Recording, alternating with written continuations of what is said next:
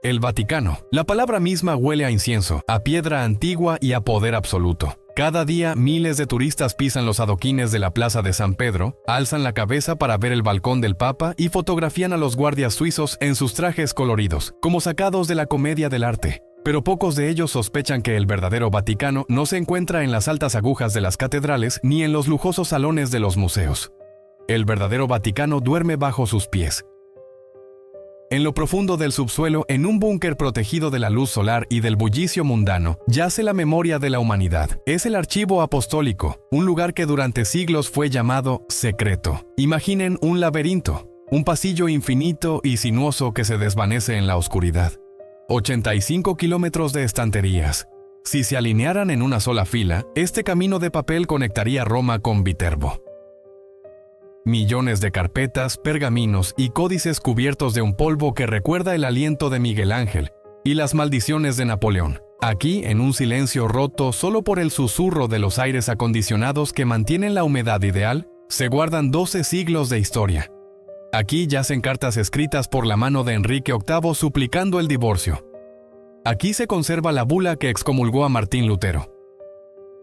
Aquí, en la oscuridad de los cajones, descansan las actas de los interrogatorios a herejes y los mensajes cifrados de los nuncios papales de la Segunda Guerra Mundial. Pero el archivo no es simplemente una biblioteca, es una caja fuerte gigante, y como cualquier caja fuerte, tiene un doble fondo. La gente murmura que en estos estantes se esconde algo más que simples documentos históricos. ¿Es esto un depósito de sabiduría o una prisión para verdades incómodas? Tomamos una linterna y descendemos. Caminaremos a lo largo de estos estantes infinitos para separar los mitos de la realidad y echar un vistazo a los rincones más oscuros del archivo secreto. En el mundo de la conspiración, los nombres importan. El nombre oficial en latín de esta institución era Archivum Secretum Apostolicum Vaticanum. En el siglo XVII, cuando se fijó este término, el latín era el idioma vivo de la diplomacia, y la palabra secretum tenía un matiz de significado muy diferente al de hoy. No significaba secreto en el sentido de escondido, prohibido o confidencial, como en las novelas de espías. Provenía del verbo secernere, separar, distinguir. En el contexto de una corte real, secretum significaba privado, personal, perteneciente al gobernante.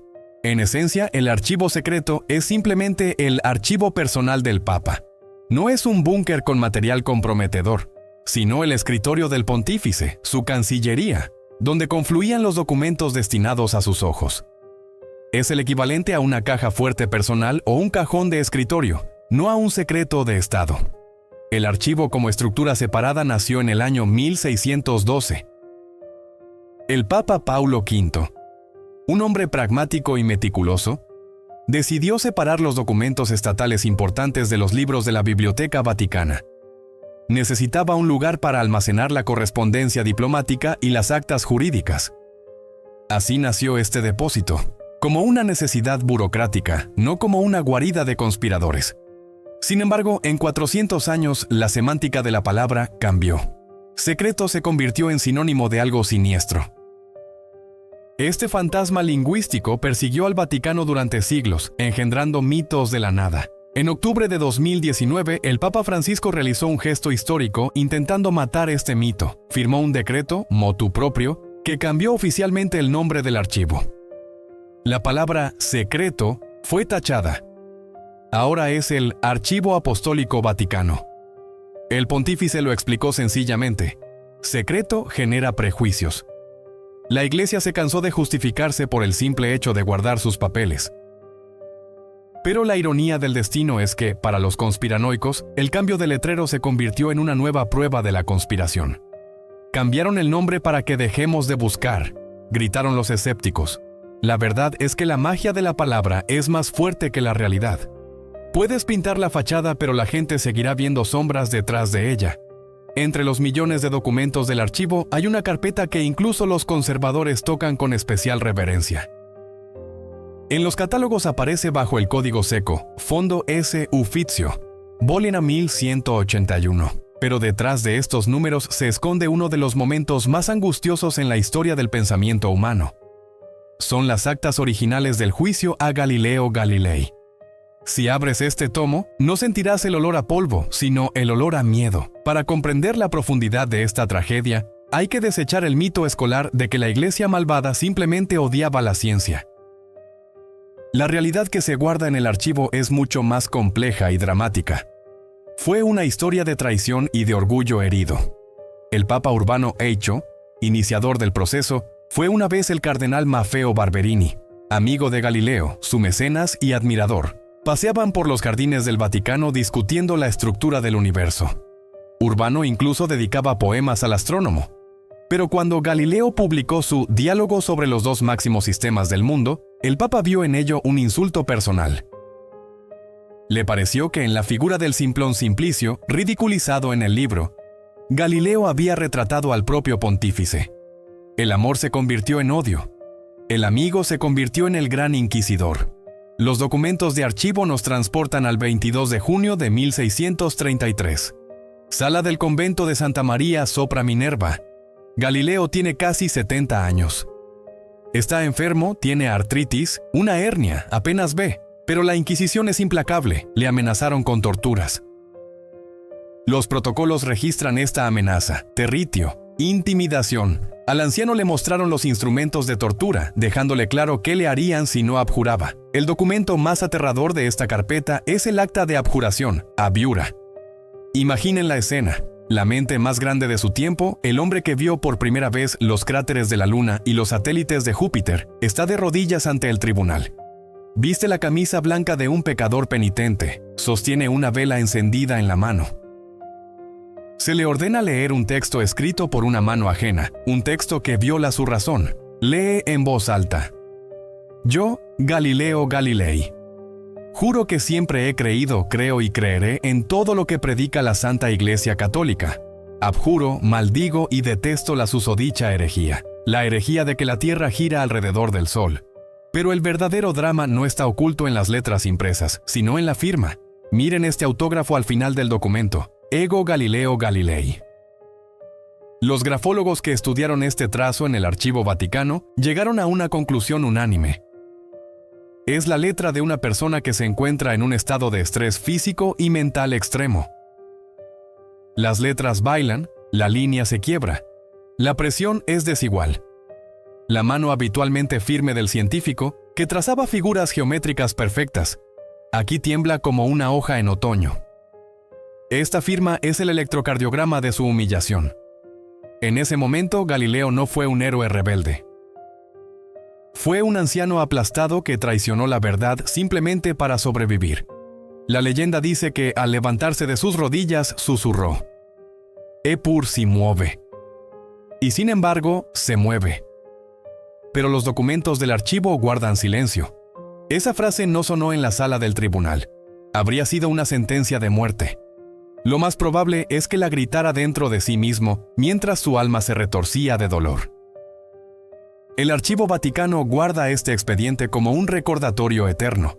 Se puede obligar a un hombre a afirmar una mentira. Se le puede encerrar bajo arresto domiciliario, donde Galileo pasó el resto de sus días, pero es imposible arrestar a la física. El 18 de marzo de 1314, el aire sobre París olía a humo y a carne quemada. En la isla de los judíos, en medio del Sena, el gran maestre de la Orden del Temple, Jacques de Molay, se retorcía en el fuego.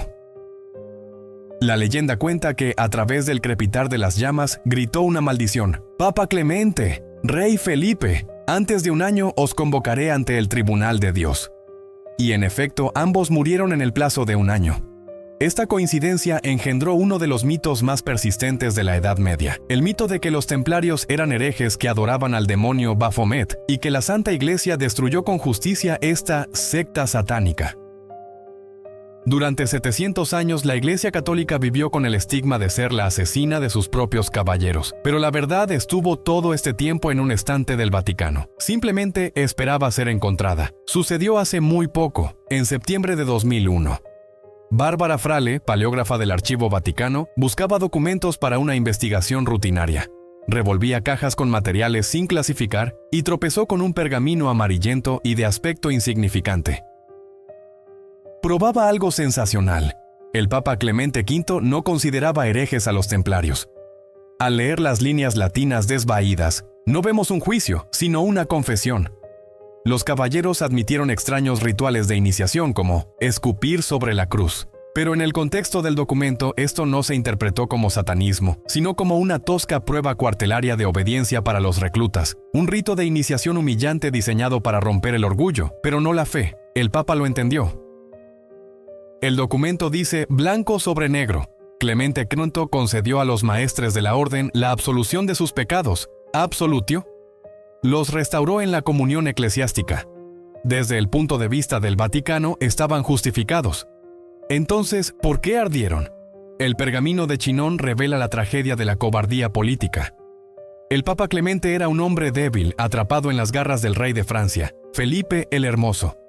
El rey estaba en bancarrota, debía sumas enormes a los templarios y codiciaba su oro. No necesitaba la absolución de los pecados, necesitaba la liquidación del acreedor. Clemente V hizo un trato con su conciencia.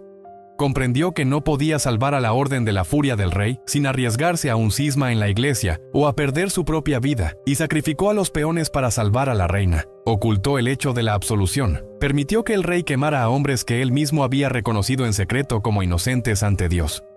Imaginen la desesperación de Jacques de Molay en la mazmorra. Sabe que se ha confesado ante los legados papales. Sabe que el Papa lo ha perdonado. Espera la bula que abrirá las puertas de la prisión, pero las puertas se abren solo para llevarlo a la hoguera. El pergamino de Chinon no es solo un documento, es una rehabilitación tardía. Es un mensaje en una botella lanzado al océano de la historia que navegó durante 7 siglos mientras todos los protagonistas del drama se convertían en polvo hace mucho tiempo. El Vaticano guardó la prueba de la inocencia de los templarios en sus entrañas. Mientras el mundo inventaba leyendas sobre el Santo Grial y los masones.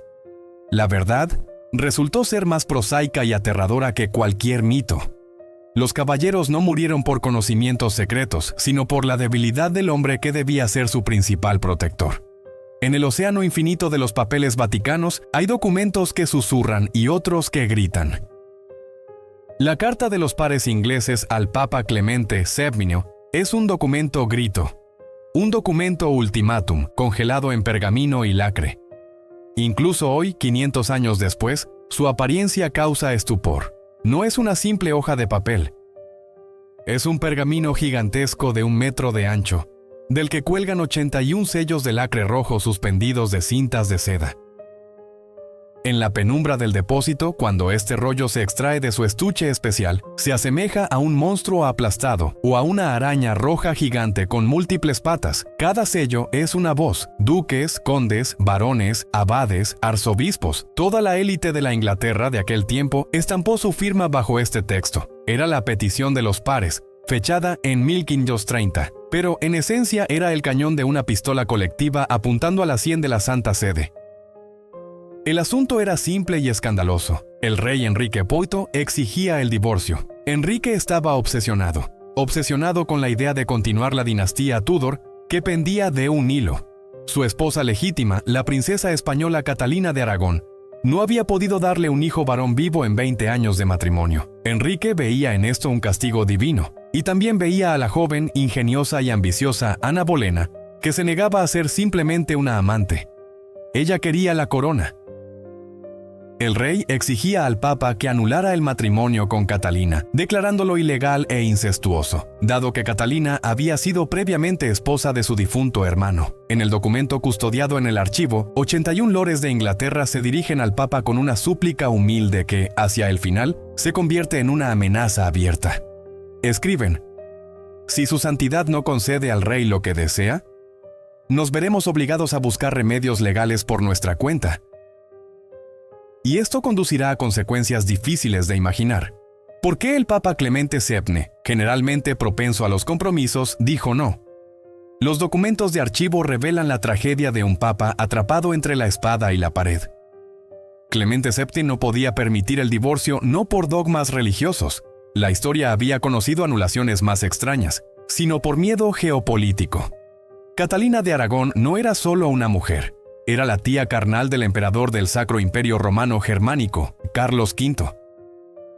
El mismo Carlos, cuyas tropas, solo 3 años antes, habían saqueado Roma, tomado el Vaticano por asalto y mantenido al Papa prácticamente como rehén. Permitir que Enrique deshonrara a la tía del emperador significaba atraer sobre Roma una nueva ira del ejército más poderoso de Europa. El Papa eligió el mal menor, decidió sacrificar a Inglaterra para salvar a Roma. Ganó tiempo, escribió respuestas evasivas, esperando que la pasión de Enrique se calmara. Pero la pasión del rey era más fuerte que el miedo al infierno. Al mirar estos 81 sellos, vemos las cicatrices de una operación quirúrgica que separó a Inglaterra de Europa. La negativa del Papa, registrada en los documentos de respuesta, se convirtió en el catalizador de un cambio tectónico. Enrique Ofinie, al no obtener el divorcio de Roma, declaró que a partir de ese momento él mismo sería la cabeza de la Iglesia en Inglaterra. Este pergamino se convirtió en el testimonio del nacimiento de la Iglesia anglicana. Por culpa de una mujer, por culpa de un amor desgraciado y de un papa obstinado, el mapa religioso del mundo fue rediseñado para siempre. Los monasterios fueron saqueados, miles de personas ejecutadas, incluidos aquellos que estamparon sus sellos en esta misma carta, como Tomás Moro. E Inglaterra emprendió el camino que siglos después la llevaría al estatus de dueña de los mares. El Vaticano guarda este documento como un recordatorio de su fracaso diplomático más grandioso. Es un monumento a cómo los dramas personales de los monarcas se convierten en tragedias para millones de creyentes. Si los capítulos anteriores nos hablaban de papel, pergamino y lacre, este capítulo nos transporta al reino de la ciencia ficción, rayando en la locura. Entre los polvorientos estantes del Archivo Vaticano, según la leyenda urbana más persistente del siglo XX, se esconde un dispositivo capaz de destruir el concepto mismo de historia. No es un rollo ni un libro, es una máquina. El cronovisor. La historia comienza en la década de 1950, pero el mundo no supo de ella hasta 1972, cuando el periódico italiano La Domenica del Corriere publicó una entrevista sensacionalista con el monje benedictino Pellegrino Ernetti. El padre Ernetti no era el loco del pueblo.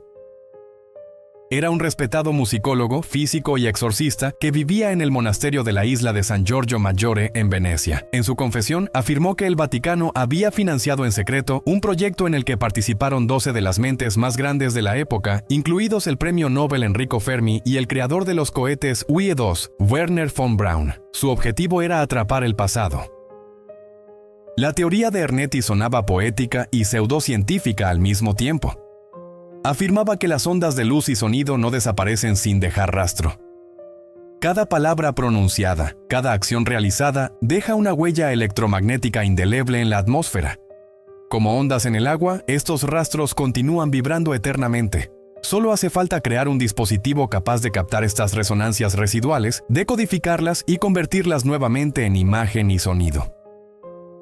El cronovisor se describía como un gran armario con múltiples diales, palancas y una pantalla parecida a un televisor. Ajustando las frecuencias, el operador podía conectarse a cualquier momento de la historia. Ernetti afirmó que lo vieron todo. Escucharon los discursos de Mussolini y Napoleón. Vieron al orador Cicerón en el Senado. Observaron la representación de la tragedia perdida Tiestes del poeta romano Quinto Enio en el año 169 a.C., pero el objetivo principal del experimento fue la Semana Santa. El monje declaró que el equipo logró sintonizar el cronovisor en la Jerusalén del siglo I a.C. Vieron la última cena, vieron el juicio de Pilato y vieron la agonía de Cristo en el Gólgota. Como prueba, el periódico publicó una fotografía granulada, borrosa y en blanco y negro. El rostro de un hombre barbudo con los ojos llenos de sufrimiento vueltos hacia el cielo. Era Jesús, fotografiado a través de la pantalla del tiempo. ¿Por qué el mundo no vio este milagro? Según Ernetti, el Papa Pío XII, al ver la máquina en funcionamiento, se horrorizó. Comprendió que el cronovisor era el arma más peligrosa jamás creada por el hombre. Era el fin de la privacidad. El fin de la diplomacia, el fin del secreto de Estado. Si cualquiera pudiera sintonizar el aparato y ver qué hizo un político, un rey o el papa en su dormitorio la noche anterior, la civilización colapsaría. Surgiría una dictadura de la verdad, que la psique humana no es capaz de soportar. El Papa ordenó desmantelar el dispositivo. Los planos fueron confiscados y colocados en la sección más profunda y protegida del archivo secreto. A los participantes del proyecto se les impuso un voto de silencio. Pero, ¿qué dicen los hechos? La investigación de esta leyenda nos lleva a un final decepcionante pero inevitable. La fotografía de Cristo resultó ser traidoramente similar al rostro de una estatua de madera de Jesús, obra del escultor español Lorenzo Cullaut Valera, que se encuentra en el Santuario del Amor Misericordioso en la localidad italiana de Collevalenza. La coincidencia era del 100%, hasta en las sombras, y los filólogos calificaron el texto de la tragedia recuperada de Ennio como una burda falsificación, llena de palabras que no existían en el latín de aquella época. El padre Ernetti murió en 1994. Sus colegas afirman que en su lecho de muerte confesó la mistificación, diciendo que solo quería demostrar la posibilidad de la existencia de la máquina, pero que había ido demasiado lejos en su fantasía. Sin embargo, el mito del cronovisor sigue vivo. ¿Por qué? Porque la idea misma del archivo es la idea del cronovisor. Cuando tomas en tus manos una carta escrita hace 500 años, escuchas la voz de una persona muerta, ves su letra, sientes su miedo o su ira. El Archivo Vaticano guarda las huellas electromagnéticas del pasado en forma de tinta y papel. Los conspiranoicos creen que la máquina existe porque quieren creer que en algún lugar hay un registro absoluto de la verdad. ¿Que se puede presionar un botón y saber, ¿resucitó Cristo? ¿Mató Bruto a César? Pero quizás el Vaticano no nos protege de una máquina del tiempo, sino de la comprensión de que el pasado no es una grabación de video, sino una niebla en la que cada uno ve lo que quiere ver. Entre los kilómetros de estanterías del Archivo Vaticano, donde se almacenan informes fiscales y la rutina diplomática, a mediados del siglo XX yacía un objeto que poseía la densidad de un agujero negro. Atraía hacia sí los miedos, las esperanzas y la paranoia de todo el mundo católico. Era un simple sobre sellado de papel grueso. La historia de este sobre comenzó el 13 de julio de 1917 en el valle portugués de Cova da Iria. 3 pastorcitos analfabetos, Lucía, Francisco y Jacinta, afirmaron que se les apareció la Virgen María. Ella les confió 3 secretos. Los 2 primeros fueron revelados relativamente pronto: una visión del infierno, un mar de fuego y demonios, y la predicción del fin de la Primera Guerra Mundial, a la que seguiría una segunda, aún más terrible, si Rusia no se convertía. Pero el tercer secreto se convirtió en el mayor suspense del siglo.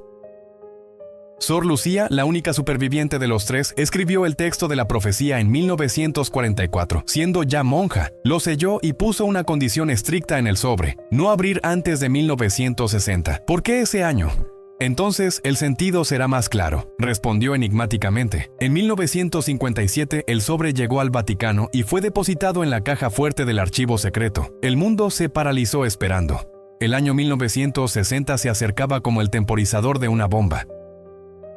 La tensión se alimentaba de la Guerra Fría, la crisis de los misiles y el miedo al apocalipsis nuclear. La gente estaba segura. En el sobre estaba la fecha del fin del mundo. Llegó 1960. El Papa Juan XXIII solicitó el sobre. La leyenda cuenta que lo abrió en presencia de su confesor. Tras leer el texto, el pontífice palideció, dobló la hoja con manos temblorosas y emitió su veredicto. Esta profecía no se refiere a mi tiempo. El Vaticano declaró oficialmente que el secreto no sería revelado. Este silencio engendró monstruos. Los conspiranoicos enloquecieron. Se decía que María había predicho una traición dentro del Vaticano, que el Papa era el anticristo, que comenzaría la Tercera Guerra Mundial en la que los vivos envidiarían a los muertos. Solo 40 años después, en el año 2000, Juan Pablo II decidió romper el sello de silencio. El texto fue publicado. ¿Qué había allí? Ninguna fecha. Ningún hongo nuclear. Era una visión surrealista y sangrienta. Un obispo vestido de blanco, en quien los videntes reconocieron al Papa, sube con dificultad a una montaña empinada, atravesando una ciudad medio en ruinas sembrada de cadáveres. En la cima, al pie de una gran cruz, es asesinado por un grupo de soldados que le disparan balas y flechas. Junto con él mueren otros obispos y creyentes, y los ángeles recogen su sangre en aspersorios de cristal. El Vaticano dio una interpretación oficial. La profecía predecía la persecución de la Iglesia en el siglo XX y el atentado contra Juan Pablo II, perpetrado por el terrorista turco Ali Akka el 13 de mayo de 1981, exactamente en el aniversario de la aparición de Fátima. El Papa sobrevivió porque una mano materna desvió la bala. La profecía se cumplió, caso cerrado. Pero, ¿está cerrado? Aquí es donde comienza la verdadera intriga archivística. Muchos investigadores fatimistas están convencidos. El Vaticano mintió. Afirman que el texto publicado es solo una parte del secreto. Los argumentos de los escépticos suenan contundentes. Primero, en la visión, el obispo de blanco muere. Juan Pablo II sobrevivió. Segundo, en los dos primeros secretos, la visión, infierno, guerra, siempre iba seguida de las palabras de la Virgen María explicando su significado. En la tercera parte vemos solo la imagen, pero no escuchamos la voz de la Virgen. ¿Dónde están las palabras? Tercero, existen testimonios de cardenales que leyeron el texto antes del año 2000 y dejaron caer que se refería a la apostasía de la fe, que comenzaría desde la cima, es decir, desde el propio Vaticano. En el texto publicado no hay ni una palabra sobre esto. La teoría más aterradora sostiene que en el archivo se guarda un segundo sobre, o una segunda hoja, esa misma en la que están escritas las palabras de la Virgen María explicando la terrible imagen de la ciudad destruida. Palabras que dicen que la Iglesia se destruirá a sí misma desde dentro, que los dogmas serán pervertidos y que Roma perderá la fe y se convertirá en el trono del anticristo. Esta teoría se llama el cuarto secreto de Fátima. El Vaticano lo niega furiosamente, calificándolo de invención. El cardenal Bertone incluso mostró sobres vacíos en televisión, pero la sombra de la duda permanece. ¿Y si los papas temen publicar toda la verdad, no porque prediga una guerra, sino porque predice el colapso de su propio poder? El archivo sabe guardar silencio, y el papel en el que quizás esté escrita la sentencia de la Iglesia yace en algún estante, aplastado por el peso de los siglos. El 2 de marzo de 2020 fue el día en que los historiadores de todo el mundo contuvieron la respiración. Ese día, por orden del Papa Francisco, el Vaticano abrió las puertas de su sector más protegido. Por primera vez se dio acceso total a los archivos del pontificado de Pío XII, un hombre a quien unos llaman el santo que salvó a miles de judíos y otros el Papa de Hitler. 16 millones de documentos, 16 millones de hojas de papel que debían responder a una única y terrible pregunta. ¿Por qué el vicario de Dios en la tierra guardó silencio cuando el humo de las chimeneas de Auschwitz oscurecía el cielo de Europa? Cartas del arzobispo greco-católico ucraniano Andrés Sheptytsky desde Leópolis describían fusilamientos masivos. Los informes de los nuncios en Varsovia y Bratislava hablaban de guetos y trenes de la muerte. En el archivo se encontró correspondencia con el enviado de Roosevelt, quien transmitía al Vaticano información de inteligencia sobre las cámaras de gas. En los márgenes de estos documentos hay notas escritas por la mano de Pío XII o de sus secretarios. No expresan horror, expresan cautela. El Papa Eugenio Pacelli, nombre secular de Pío XII, no era un guerrero sino un diplomático hasta la médula. Era un aristócrata que creía en el poder de las notas de protesta y las negociaciones entre bastidores. Tenía pánico a dos cosas: al comunismo, al que consideraba una amenaza mayor que el nazismo, y a que una condena pública de Hitler provocara represalias contra los católicos alemanes. Los archivos revelan el drama de la parálisis de la precaución. Las carpetas guardan la historia de los obispos holandeses.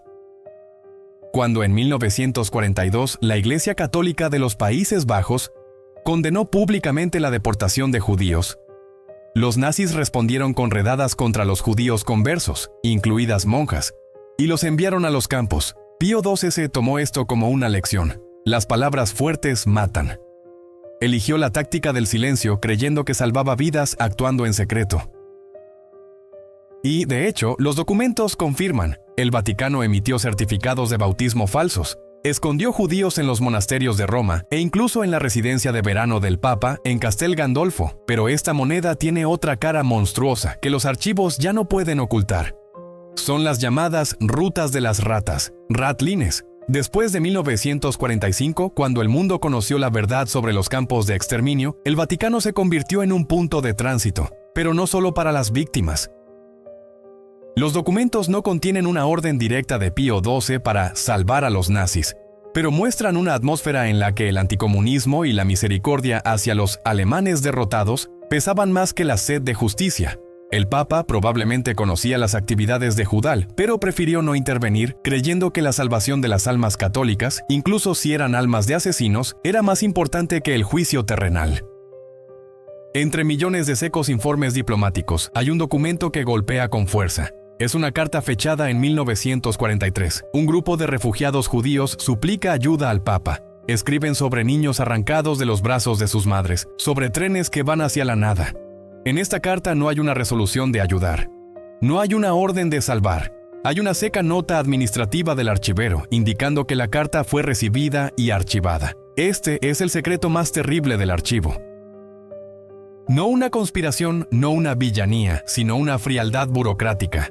Pío XII no era un monstruo. Era un hombre que miraba desde la ventana de su palacio a una Europa en llamas y decidió que la oración y el silencio eran la mejor estrategia. Pero el silencio que guardó para no hacer daño acabó siendo ensordecedor.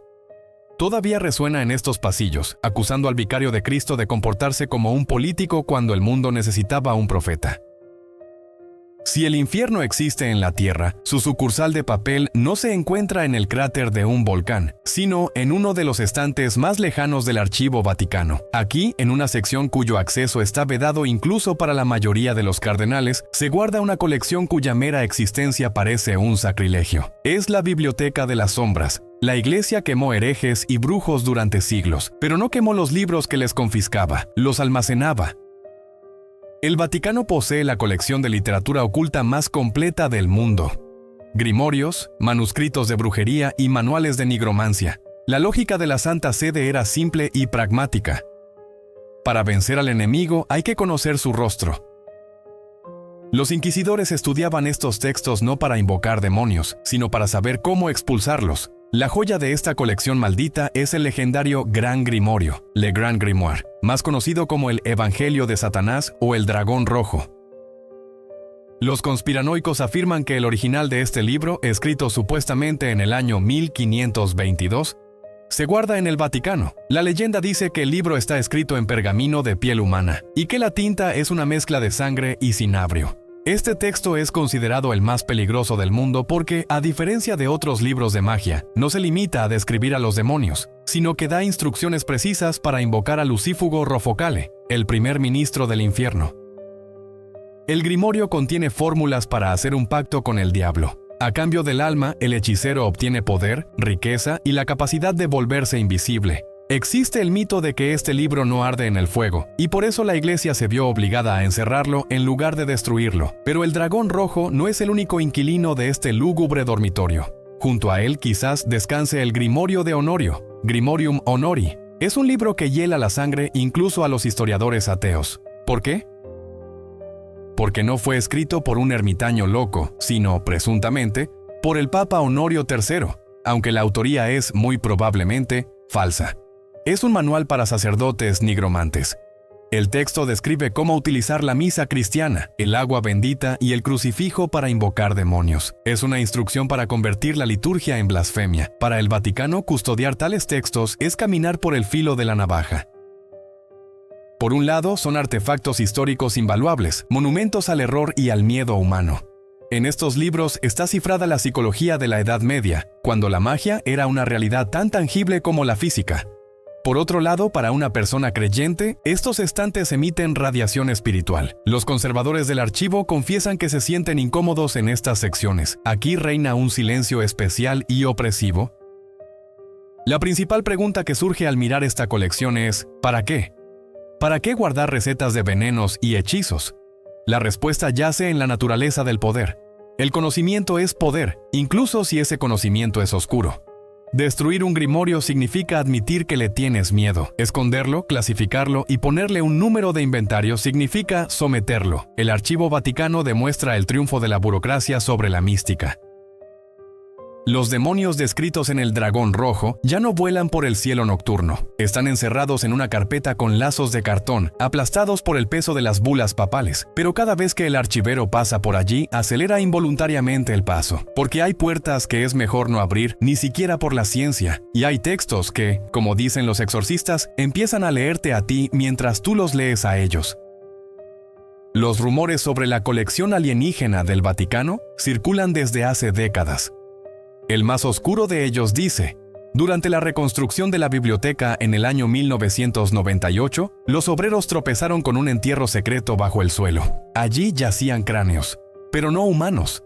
Eran alargados, deformados, con cuencas oculares antinaturalmente enormes. Los escépticos dirán que podría ser una deformación craneal artificial practicada por pueblos antiguos. Pero los ufólogos están seguros. Son los restos de los hermanos de las estrellas que se estrellaron en la antigüedad, a los cuales la Iglesia escondió para no destruir la imagen bíblica del mundo. Se dice que en el archivo no solo hay huesos, sino también fragmentos de carros celestiales, tecnologías que adelantan a nuestro tiempo en miles de años. Sin embargo, para encontrar la conexión del Vaticano con el cosmos, no hace falta bajar a las mazmorras. Basta con subir a las montañas. La Iglesia posee uno de los observatorios astronómicos más antiguos del mundo. Los astrónomos vaticanos son jesuitas con sotana que de día celebran misa y de noche miran a los cuásares. Su principal puesto de avanzada se encuentra en el estado de Arizona, en el Monte Graham. Y aquí nace el mito más siniestro de la modernidad: el mito del telescopio con el nombre del diablo. De hecho, en el Monte Graham, vecino al telescopio Vaticano, está instalado un instrumento alemán que lleva las siglas LUKIFER. Large Binocular Telescope Near Infrared Utility with Camera and Integral Field Unit for Extragalactic Research. Oficialmente es un complejo acrónimo científico, pero para los amantes de las conspiraciones es una confesión sincera. ¿Por qué llamar a un ojo que mira al cielo con el nombre del ángel caído? La teoría dice que el Vaticano utiliza este telescopio infrarrojo no para estudiar las estrellas, sino para observar la aproximación de Nibiru o de una flotilla de alienígenas que, según profecías secretas, deben llegar bajo la apariencia de demonios o, por el contrario, de nuevos mesías. Pero, ¿qué dicen los propios documentos del archivo? Allí no hay carpetas con el sello de Expediente X al estilo del FBI, pero hay informes de misioneros de hace 500 años. Los jesuitas que viajaban por Asia y América registraban escrupulosamente todas las rarezas. En sus cartas se encuentran descripciones de escudos voladores, bolas de fuego que descienden de los cielos y seres que bajan por rayos de luz. En la Edad Media, esto se interpretaba como milagros o maquinaciones del diablo. Hoy, los ufólogos darían su alma por leer estos informes, viendo en ellos los primeros contactos documentados del tercer tipo. Pero el mayor secreto guardado en el Vaticano no son los artefactos, sino la teología de la xenobiología. En el año 2008, el astrónomo jefe del Vaticano, el padre José Gabriel Funes, hizo una declaración que retumbó como un trueno en un cielo despejado. Dijo: la existencia de extraterrestres no contradice la fe. Los llamó hermanos de la creación. Esta declaración no fue una improvisación, fue una preparación. En las entrañas del archivo, probablemente, yacen trabajos teológicos que desarrollan el escenario del primer contacto.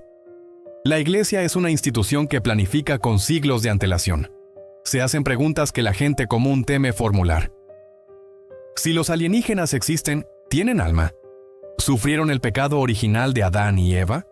¿Es necesario bautizarlos? Y lo más aterrador, ¿murió Cristo solo por la gente de la Tierra? ¿O debe ser crucificado en cada planeta habitado del universo? Imaginen esta imagen surrealista. El Papa, de pie en el balcón de San Pedro, bendice no a peregrinos de Italia y Francia, sino a seres de otro sistema estelar. El Archivo Vaticano guarda silencio, pero la propia lógica de supervivencia de la Iglesia sugiere: están listos para reescribir los dogmas, expandir los límites de la creación e incluir a los hombres verdes en su rebaño. Quizás el mayor secreto del archivo radica en que el Vaticano ya conoce la respuesta. Pero los historiadores conocen otra verdad. La Biblia no es un monolito, sino una antología. Es una recopilación de los mejores éxitos, editada por hombres. En los primeros siglos del cristianismo existían decenas, si no cientos, de textos que pretendían ser sagrados. El Evangelio de Tomás, el Evangelio de Felipe, el Evangelio de María Magdalena, el Evangelio de Pedro. En el año 325, en el Concilio de Nicea y en concilios posteriores, los padres de la Iglesia llevaron a cabo una selección rigurosa. Separaron el trigo de la paja. 4 textos, de Mateo, Marcos, Lucas y Juan, se convirtieron en el canon. El resto fueron declarados apócrifos, herejía, y debían ser destruidos. Pero el Vaticano, como ya sabemos, no destruye nada, lo esconde. En las profundidades del archivo apostólico, en las secciones dedicadas a la herejía paleocristiana, se guardan copias y traducciones de textos que podrían dar un vuelco a nuestra concepción del cristianismo. Son bombas de relojería colocadas bajo los cimientos de los dogmas. El más escandaloso de ellos es el Evangelio de Judas. El mundo supo de la existencia de este texto solo en el año 2006, cuando se publicó un códice de papiro encontrado en las arenas de Egipto. Pero en el Vaticano sabían de él desde hacía siglos. Ya en el siglo II, el obispo Ireneo de León denunciaba con ira este texto, y sus cartas se conservan en el archivo. Este evangelio pone la historia de la traición patas arriba. En él, Judas Iscariote no es el villano que vendió al maestro por 30 monedas de plata. Es el único discípulo verdadero, el único que comprendió el plan de Cristo. Jesús mismo le pide a Judas que lo traicione. Tú los superarás a todos, porque sacrificarás al hombre que me reviste, dice Cristo. Según este texto, Judas cometió el mayor sacrificio personal. Asumió la vergüenza eterna para liberar el Espíritu de Cristo de la trampa de la carne. Para la Iglesia, construida sobre el concepto de la redención de los pecados a través del sacrificio y el arrepentimiento, tal interpretación es mortal. Convierte al traidor en santo, y la crucifixión en un espectáculo cuidadosamente planeado para la liberación del Espíritu. Pero Judas no es el único fantasma que vaga por el archivo. Textos gnósticos, como el Evangelio de María Magdalena, pintan una imagen completamente diferente de la jerarquía. En ellos, María no es una ramera ni una simple compañera. Es la discípula amada, la apóstol de los apóstoles, a quien Jesús confió conocimientos secretos ocultos a los hombres.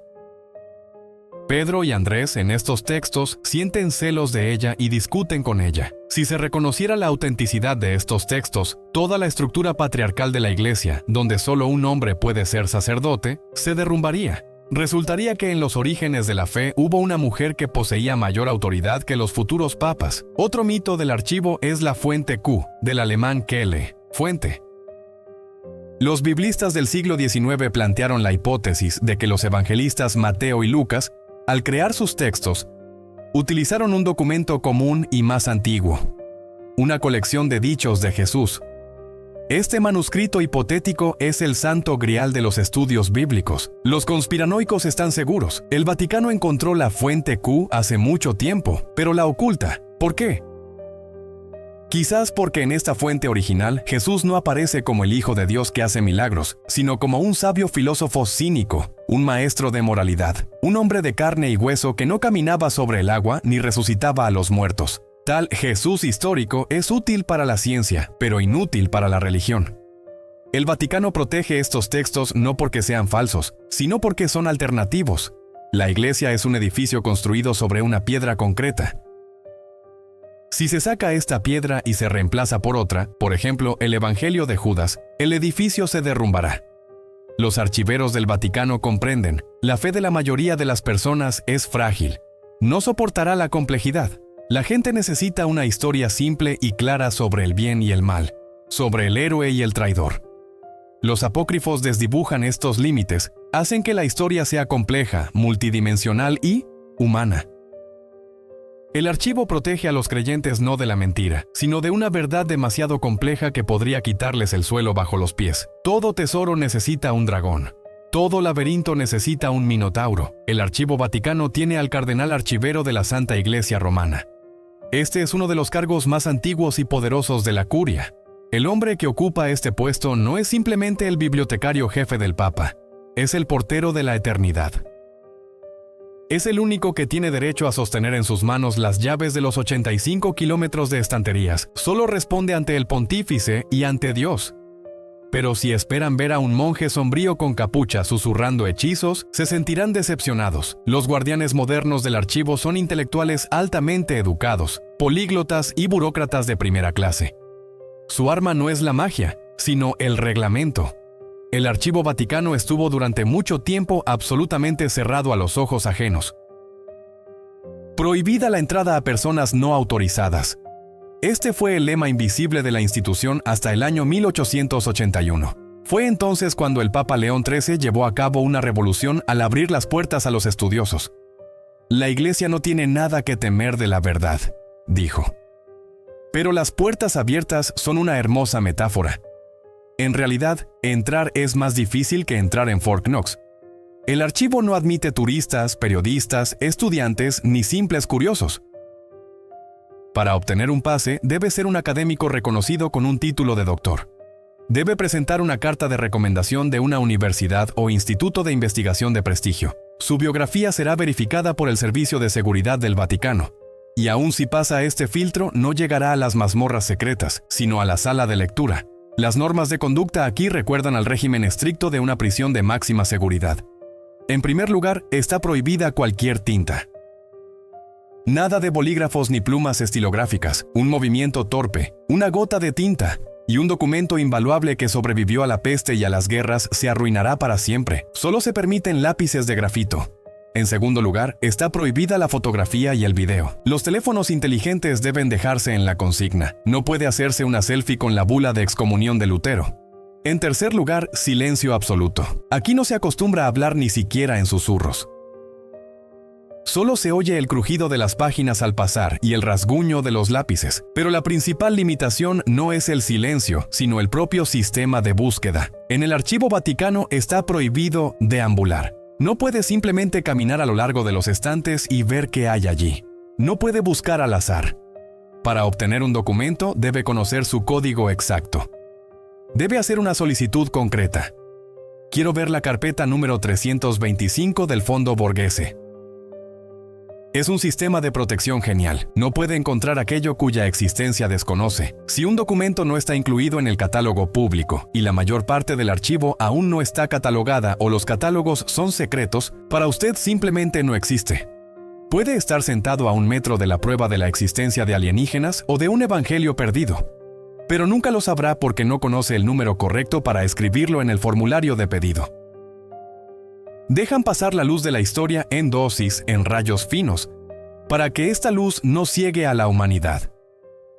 Cada vez que un científico recibe una negativa con la frase «el documento está en restauración» o «el acceso a esta sección está cerrado», comprende, se ha acercado demasiado.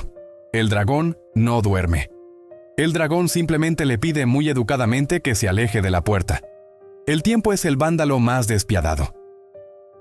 Incluso en el clima ideal del búnker vaticano, donde se mantienen una temperatura y humedad constantes, la entropía cobra su precio. La tinta, mezclada con agallas de roble en el siglo XII, se desvanece lentamente, convirtiéndose en rastros fantasmales. El pergamino, hecho de piel de cordero, se seca y se vuelve quebradizo como una hoja de otoño. El papel, al oxidarse, se deshace en polvo con un solo toque.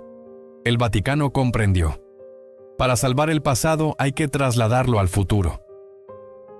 Comenzó la mayor operación de rescate de la memoria, la digitalización. En el siglo XXI, en los resonantes pasillos del archivo apareció un nuevo sonido, el suave zumbido de los escáneres. No es equipo de oficina, son máquinas de alta tecnología, desarrolladas conjuntamente con ingenieros japoneses y estadounidenses. Trabajan con cuidado, sin tocar las páginas, utilizando una luz fría que no destruye el pigmento. El Vaticano eligió un formato de almacenamiento de datos inesperado. No utilizan los habituales JPEG o PDF. Utilizan el formato FITS, Flexible Image Transport System. Es un formato desarrollado por la NASA para almacenar imágenes de galaxias lejanas, nebulosas y estrellas. Hay un simbolismo profundo en esto. La Iglesia trata los manuscritos del mismo modo que los astrofísicos tratan a las estrellas, como fuentes de luz frágiles y lejanas, donde cada píxel contiene información inestimable. El volumen de datos es colosal. Estamos hablando de 45 petabytes de información. y esta cifra crece cada día. Es un arca de Noé digital. Si mañana ocurre una inundación, un incendio o un terremoto en Roma, la historia no desaparecerá. Seguirá viviendo en servidores escondidos en lo profundo del subsuelo y duplicados en centros de datos secretos en todo el mundo. Pero la eternidad digital trajo consigo un nuevo dilema. Antes, para ocultar un documento, había que encerrarlo físicamente en un armario. Ahora, cuando el documento se ha convertido en un conjunto de unos y ceros, el control sobre él se ha convertido en una cuestión de ciberseguridad. El Archivo Vaticano se ha convertido en el objetivo número 1 para los hackers de todo el mundo. Anonymous, ciberespías, fanáticos religiosos, todos sueñan con piratear los servidores de la Santa Sede y publicar toda la verdad en Internet. Por eso, la fortaleza digital del Vaticano está protegida no peor que el Pentágono. Por un lado, la digitalización es un paso hacia la democratización. El proyecto DigiVatlib ya ha permitido poner en acceso abierto miles de manuscritos. Cualquier persona sentada en un café en Tokio o Buenos Aires puede examinar gratuitamente cada grieta en las páginas de la Biblia de Gutenberg o las ilustraciones de la Divina Comedia de Botticelli. Por otro lado, es un nuevo nivel de censura. El documento físico tiene su aura. En él se ven rastros de borraduras, correcciones, manchas de sangre o lágrimas. Un experto puede identificar una falsificación por la composición del papel. La copia digital es estéril. Los escépticos plantean una pregunta inquietante. ¿Quién garantiza que la copia digital es idéntica al original? En un mundo donde existen redes neuronales y Photoshop, la historia se puede reescribir con solo presionar una tecla. Si el original se convierte en polvo y solo queda el archivo, ese archivo se convertirá en la única verdad. Quien controla el servidor, controla el pasado. Hay algo aterrador en cómo la sabiduría milenaria se convierte en una señal eléctrica. Cuando miras la pantalla del monitor, no ves el documento, ves su fantasma. No sientes el olor a cuero viejo, no sientes el peso del tomo. Los archiveros del Vaticano dicen que la copia digital salva el cuerpo del documento, pero mata su alma. Quizás en el futuro el archivo secreto se convierta en una caja de hormigón vacía, donde en los estantes solo habrá polvo, y toda la memoria de la humanidad cabrá en un solo cristal de memoria del tamaño de una uña. Y entonces el secreto será aún más esquivo, porque ni siquiera se podrá tocar. Subimos desde el subsuelo. La pesada puerta de acero se cierra con un siseo a nuestra espalda, cortando el frescor del aire acondicionado y el olor a papel viejo. Estamos de nuevo en Roma, donde la vida ruge. Los coches tocan la bocina y los turistas comen gelato en las escaleras de las catedrales. Pero después de viajar a través de 85 kilómetros de estanterías, el mundo ya no parece el mismo. ¿Qué encontramos en este laberinto? Buscábamos monstruos, alienígenas y máquinas del tiempo. Buscábamos pruebas de que el mundo está gobernado por un gobierno secreto o magia antigua. Pero en lugar de eso, encontramos algo mucho más aterrador y a la vez majestuoso. Encontramos al ser humano. El Archivo Vaticano no es un almacén de material comprometedor, ni una biblioteca de ciencia ficción. Es un espejo gigante en el que se ha reflejado nuestra civilización durante 12 siglos. En este espejo vimos el miedo de Galileo, que era un genio pero no quería ser un héroe. Vimos la pasión de Enrique VIII, que por una mujer rompió el mapa de Europa. Vimos la debilidad del Papa Clemente, que traicionó a los caballeros, y la cautela del Papa Pío, que guardó silencio mirando el Holocausto. El mayor secreto del archivo apostólico no radica en qué está escondido allí, sino en por qué deseamos tanto creer en los secretos. A la humanidad le aburre vivir en un mundo donde todo se explica por la física, la política y la estupidez humana. Necesitamos el cronovisor, necesitamos el cuarto secreto de Fátima, necesitamos demonios en los grimorios. Inventamos mitos para llenar el vacío. Demonizamos al Vaticano convirtiéndolo en el guardián del conocimiento prohibido, porque queremos creer que en algún lugar existe la verdad absoluta, escrita en un pergamino. Pero el archivo nos enseña otra cosa. La verdad no yace en una carpeta. La verdad es un mosaico que hay que armar fragmento a fragmento. El archivo secreto ya no es secreto, está abierto. Pero sus puertas principales no están cerradas con llave, sino con nuestra propia ignorancia y falta de voluntad para leer documentos aburridos y complejos escritos en lenguas muertas. La historia duerme en estos estantes. no espera a conspiranoicos sino a investigadores, porque el pecado más terrible contra la memoria no es ocultarla, sino olvidarla. Cuando se apagan las luces en el depósito y los empleados se van a casa, en el búnker reina un silencio absoluto. Pero si se escucha con atención, se puede oír un susurro. Es el crujido de millones de páginas. Son las voces de reyes y herejes, santos y pecadores que continúan su eterna disputa sobre Dios y el poder. Están vivos mientras el papel no se convierta en polvo. Y mientras el Vaticano permanezca en su colina, esta disputa no terminará.